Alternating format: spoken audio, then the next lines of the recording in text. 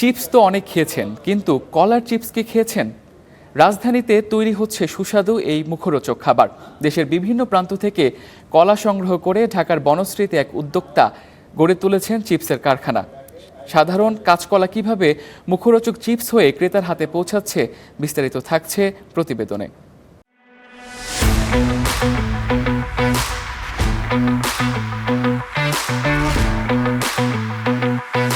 আলুর চিপসের রাজত্বে ভাগ বসাতে রাজধানীর ঢাকাতেই তৈরি হচ্ছে সুস্বাদু ও পুষ্টিকর কলার চিপস।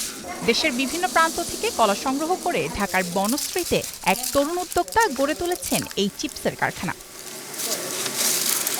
শুরুতেই বাগান থেকে আসা কাঁচা কলাগুলো ধুয়ে পরিষ্কার করা হয়।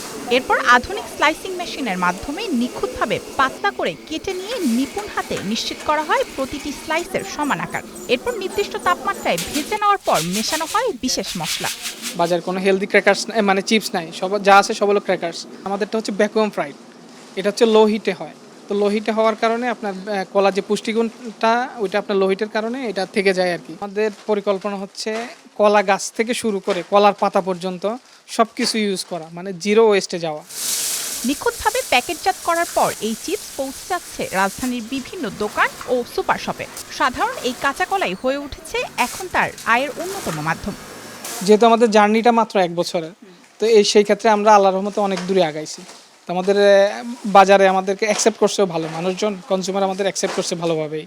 তো সেই হিসাবে আমরা স্যাটিসফাই। এখন আমাদের প্রোডাক্ট লোকালি আমরা সেল করতেছি বনশ্রী, আপনাবনগর, বসুন্ধরা, মোহাম্মদপুর, উত্তরাতেও আছে আমাদের সেল।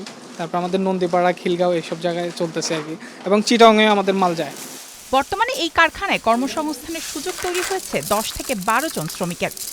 সাংসারিক দিক থেকে আমার সাহায্য হয়, বাচ্চা কাচ্চার পড়াশোনার দিক থেকে, আবার ধরেন নিজেরও একটা হাত খরচ আছে, এটা দিয়ে খুবই আর কি সাহায্য হয়। ফ্যামিলি আছে, তো আমার ফ্যামিলি চলতেছে, বা আমার পকেট খরচ আছে, তারপর আমি নিজে পড়ালেখা করতেছি।